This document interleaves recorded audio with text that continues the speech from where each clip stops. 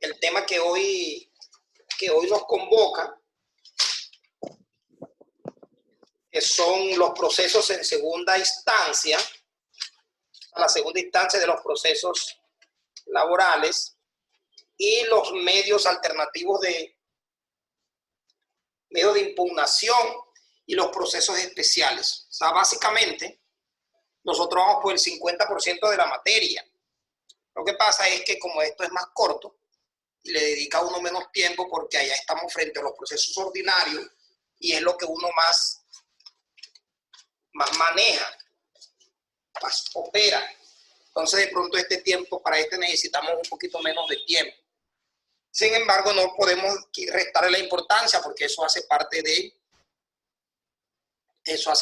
programa que la universidad me entrega para que yo desarrolle dentro de este curso. Este tema de los medios de impugnación, eso es algo que ustedes tuvieron que haber dado con detenimiento en procesal civil. Yo sé hasta dónde lo dieron, cómo lo dieron y cuáles son sus limitaciones.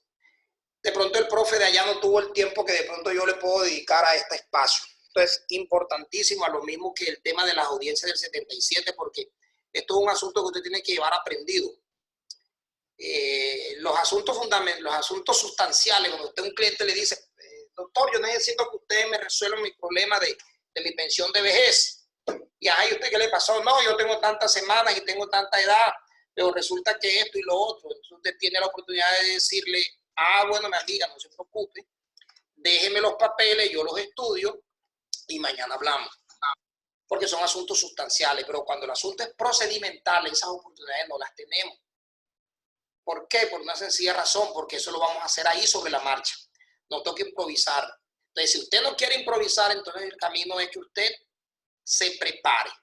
Y para preparar hay que estudiar. Eso tenemos que estudiarlo y entrenarlo. Usted no puede estar improvisando el tema de los términos. Usted no puede estar improvisando el tema de la argumentación, porque eso debe tenerlo usted allí. Y para eso tiene que tener usted memorizado. Hay cosas que tiene usted que memorizar en esta vida y son los procedimientos. Porque usted no sabe con qué le va a salir el juego, no sabe con qué le va a salir la contraparte. Entonces vamos a iniciar el proceso. Como les dije, fíjense, ya terminamos el tema con la audiencia que comenzó. ¿Algún problema por ahí?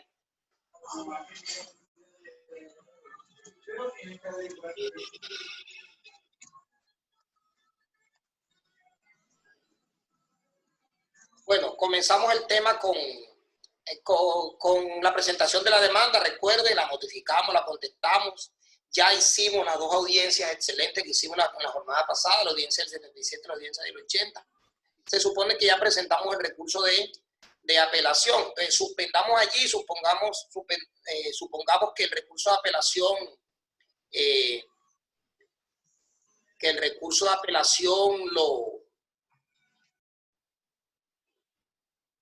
lo admitió el respectivo juez y el proceso se fue a segunda instancia. Para que el proceso se vaya a segunda instancia, se necesita primero que sea admitido por el juez. Espérense ahí que estoy aquí acomodando para compartirles.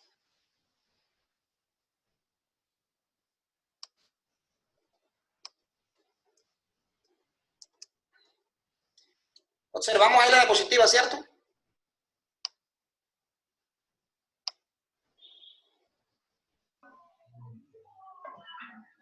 Sí, profe. Sí. Bueno, entonces, la demanda aquí en este curso creo que todos los jueces, no, creo que Mari no concedió el recurso. El recurso tenía que haberse concedido, no recuerdo. Y debía haberse concedido, una vez concedido, debía surtir el trámite de segunda instancia. Dígame. Pero Mari no concedió el recurso, recuerde, porque fue que a ella se le fue el internet en ese último momento y usted fue el que el que me concedió el recurso a mí. Así es, tiene toda la razón, perfecto. Bueno, en el otro curso sí fue una equivocación que no concedió el recurso porque el deber de ella era concederlo, pero sí, efectivamente, ella tuvo un problema con el internet, entonces sí, damos por concedido el recurso. Entonces el proceso ahí, una vez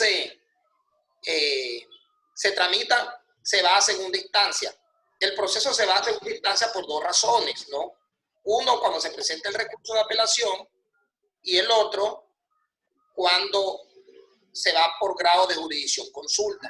En el caso nuestro, todos se fueron por apelación y no se hubiese ido a consulta porque todas las demandas las pretensiones fueron concedidas en los dos casos y ninguno es una entidad estatal. En el caso de Mari, la sentencia se suponía que ella pretendía dar la última hora en contra, pero tuvo un pequeño error allí que concedió los derechos, concedió la relación laboral, pero no concedió los derechos. Una sentencia extraña, propia de que estamos aprendiendo. Pero bien, me gustó por lo menos la parte que ella de un momento a otro se dio cuenta que los interrogatorios de partes estaban muy chicos, entonces cambió el sentido del fallo que traía. ¿Quién tiene el micrófono prendido? Lo puede tener encendido, pero por lo menos entonces tiene que colocarse en un sitio donde no genere tanto ruido. Bien, entonces ahí tenemos el diagrama. Vamos a esconder esto. Ay. Dice aquí ahora. Vamos a esconder esto un momentico. Ahí tenemos el diagrama para que vayamos entendiendo de una forma didáctica cómo es el proceso en segunda instancia. Entonces comenzamos aquí el proceso en segunda instancia sobre la admisión o si existe el grado de jurisdicción consulta. Ahí iniciamos. Aquí quedamos nosotros en este espacio. Listo. Sigue el trámite, el proceso debe ser dirigido al tribunal, a la sala laboral del Tribunal del Magdalena, en el caso del Magdalena, o al Tribunal Superior, la sala laboral de cualquier circuito donde esté presentada la demanda en primera instancia. Entonces, la demanda debe llegar cuando se admite, la demanda va a reparto y en reparto lo someten para que un magistrado sea el que conozca. De los 3 magistrados que conforman la sala, de manera aleatoria, el proceso llega a uno de los dos, que es quien deberá proyectar y conocer el proceso en segunda instancia. Listo, lo recibe y cuando lo recibe lo admite, debe admitir la demanda. ¿Qué tienen que tener en cuenta para la admisión del recurso? Los elementos que hoy vamos a revisar aquí en esta clase. Entonces, si considera que cumple con los requisitos, admite el recurso y pasa al despacho. Allá inicia a preparar su proyecto de sentencia y una vez ya lo tenga lista, fija una fecha para la audiencia. Fíjense que ahí no se corre de manera escritural término para que usted pueda alegar o contrainterrogar, como sí sucedía antes de la oralidad. Usted admitía la demanda y le corrían 5 días para que usted volviera y expresara sus argumentos y que la contraparte también pudiera presentar algunos argumentos en contra de la apelación. Ahora no, ahora simplemente se fija fecha. La demanda usted se la pueden admitir. Usted presentó el recurso hoy, se lo admitieron, como a los 15 días llegó ahí al tribunal y como a los otros 15 días se la admite. Y de ahí en adelante pasa una etapa larguísima mientras que el proceso lo tienen ellos allá archivado esperando turno en la sala para que con posterioridad o luego le puedan fijar una fecha para la audiencia. En esa audiencia se cumplen estos 3 premisas. Se practican pruebas, se corre traslado para alegatos y además se dicta la sentencia.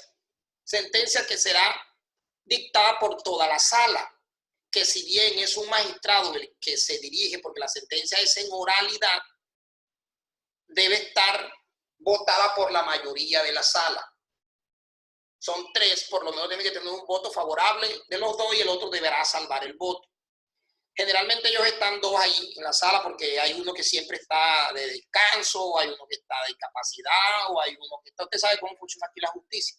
Entonces se puede presentar el caso que como el señor, como un magistrado presente el proyecto y el otro no esté de acuerdo, entonces quiere decir que el negocio hay que aplazarlo porque no se pusieron de acuerdo entre los dos, porque no había un número impar como debería ser, sino que solamente están los dos. Si están los dos de acuerdo no pasa nada, pero como uno está de acuerdo y el otro no, entonces el proyecto fracasa y entonces tenemos que proyectar la sentencia nuevamente. Vayámonos entonces al punto de las pruebas. En cuanto a las pruebas en segunda instancia, este tema es un poco delicado, porque la regla general indica que en segunda instancia usted no puede ni pedir ni decretar pruebas y obviamente que mucho menos practicarlas e incorporarlas. Acuérdense lo que yo les digo muchas veces, el litigio se hace con la regla general, no con las excepciones, porque las excepciones quedan a criterio del juez. Entonces es importante que usted se vaya con la regla general. Y la regla general indica que en segunda instancia no hay pruebas. Las pruebas son cuando presento la demanda, cuando la contesto o en su reforma. Esa es la regla general. En segunda instancia usted no puede, por regla general, ni pedir, ni quitar. Profe, por favor, disculpe que lo interrumpa. ¿Puede pedirle a los demás que silencien los micrófonos? Señores, por favor. Profe, Luis Carlos, el que lo tiene prendido. ¿Quién? Luis Carlos. Luis Carlos, por favor. Como siempre. Luis Carlos. Como siempre, como siempre. Luis Carlos. Doctor, aquí presente. ¿Ve que tiene el micrófono prendido, por favor? ¿Se le puede desconectar el audio? Desconéctelo. No, lo que pasa es que yo estoy aquí pendiente a lo de la clase y si me pongo en eso me distraigo. Imagínense yo dando la clase, pendiente yo a mí concentrado en la esencia del tema, y entonces si me pongo yo a eso es muy duro, sabiendo que él lo único que está haciendo es eso. Bien, ya saben que esto se acaba en 10 minutos, en 10 minutos volvemos nuevamente, iniciamos. Estas son las virtudes que tiene el Zoom, que aquí sabemos quién está en clase y quién no. Bien, entonces, ¿cómo es el trámite de las pruebas? Básicamente, yo nunca he tramitado pruebas en un proceso de segunda instancia. Eso es prácticamente imposible. Sin embargo, la ley contempla la posibilidad de que eso se pueda tramitar. La ley da unas excepciones en donde usted puede, en segunda instancia, hacer el trámite de unas pruebas. Entonces, en el caso de pedir, básicamente es imposible. Si usted no pidió unas pruebas, no puede más adelante hacer ningún trámite frente a ellas.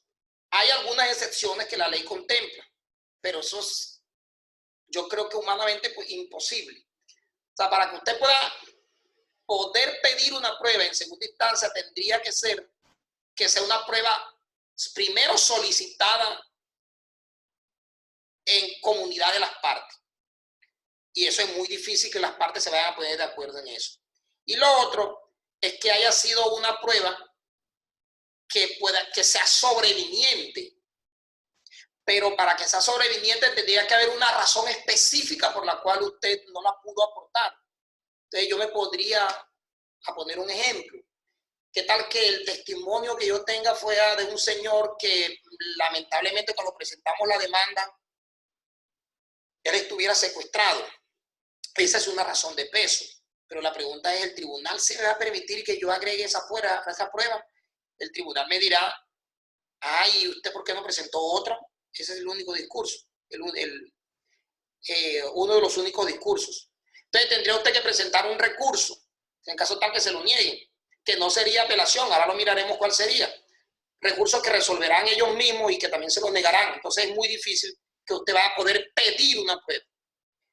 Ahora, si usted la prueba la pidió en primera instancia y la prueba no se decretó, es lo mismo. No pudiera usted entonces,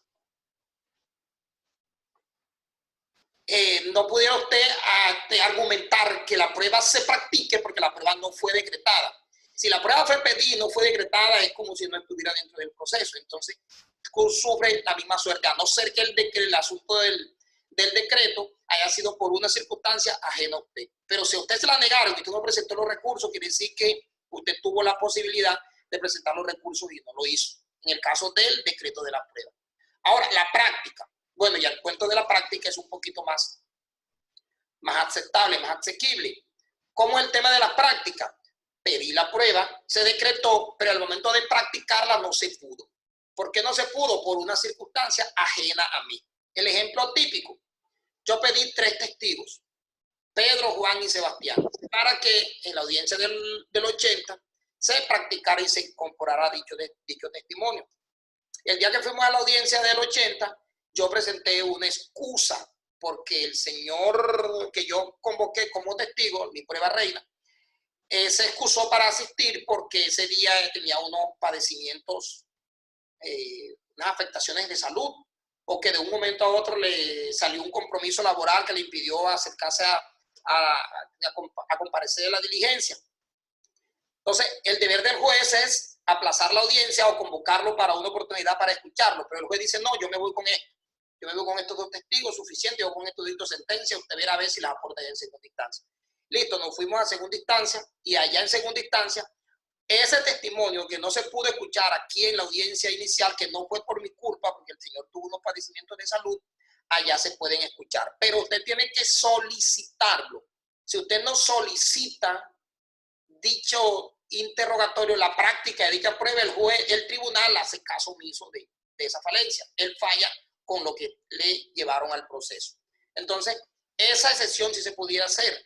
Eso sí es fácil que se presente, que una prueba que fue pedida, que fue decretada, allá se pueda practicar. Que escuchemos un testimonio adicional que pueda corroborar los demás argumentos expresados en el trámite de la audiencia del 77 y el del 80. Entonces, si fue practicada, por supuesto, también se puede incorporar. Se puede solicitar pruebas de oficio en segunda instancia. La regla general indica que no. O sea, no tiene ningún tipo de fundamento que en un trámite inicial el juez inicie una demanda con un tipo de prueba y después el tribunal más adelante se le dé por oficiar para que el trámite sea completamente diferente al de la demanda, porque recuerden, la demanda no es del tribunal, sino del juez. Entonces, la regla general indica que tampoco se pueden solicitar pruebas de oficio, salvo excepciones que ameritan un profundo análisis, como el que les dije la vez pasada, un análisis jurisprudencial como el que les dije la vez pasada del exceso ritual manifiesto. Tendría que suceder algo así para que se pueda decretar prueba de oficio. Entonces, la enseñanza que les quiero dejar de esto y que de este espacio que nos debe quedar claro es que en segunda instancia no se practican, no se decretan, no se incorporan pruebas. Entonces, todo lo que usted quiera aportar, apórtelo en primera instancia en sus oportunidades para que más adelante no tenga usted, pero aquí tengo la prueba reina,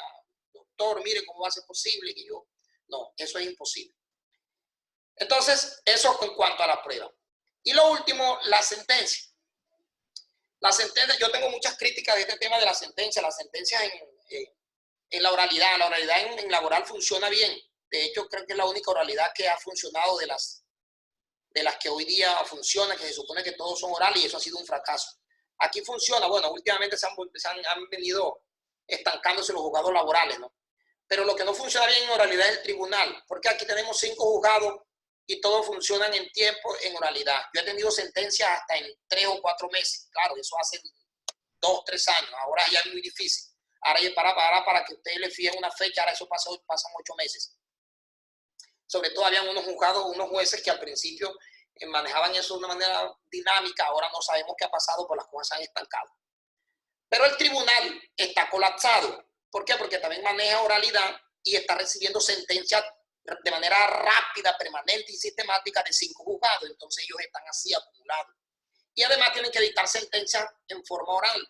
Entonces se pone eso muy dispendioso porque a usted lo citan a las 2 de la tarde y ese día usted piensa que lo citaron solamente para la audiencia de usted, pero eso es imposible, lo citaron para desarrollar mínimo 20, 30 audiencias. Entonces tienen ellos que esperar de manera oral para dictar una cosa que ya tienen escrita. Yo pienso que debería ser, en ese caso, como la ley 1437. El caso de esas audiencias en segunda instancia ya debieran ser escriturales. Y nos evitamos ese desgaste, a no ser que se vaya a presentar algún tipo de práctica de prueba, que eso es de manera excepcional, como ya les había repetido. Entonces, ¿qué sucede allá? El juez tiene que recibir los procesos de 2 líneas. Uno, cuando llegaron en apelación, en el cual él tiene que fallar solamente con lo que solicitó. Acuérdense que allá había un principio que estudiamos por allá inicialmente. Si la sentencia le llegó por una apelación, debe revisar solamente la apelación y ese fallo tiene que guardar armonía específica con lo que solicitó el demandante o el demandado en dicho recurso. Tiene que guardar ese principio. En el caso de la consulta, que es otra forma en que él reciba el proceso, entonces el magistrado o el tribunal tiene que revisar el proceso en su integridad. ¿Por qué? Porque ahí no le solicitaron en apelación un discurso diferente a lo al que se señaló en los hechos, las pretensiones y los fundamentos de derecho de la demanda inicial. Entonces, ahí no hay problema con eso porque tiene que revisar toda la sentencia, toda la demanda en su integridad. Ahí, en ese mismo instante, comienzan a correr unos términos para que pueda presentar un recurso adicional, que es el recurso de casación, que eso lo vamos a mirar en el desarrollo de la clase siguiente. ¿Alguna duda frente al tema anteriormente explicado? No, profe. No, profe. Bien. Entonces ya saben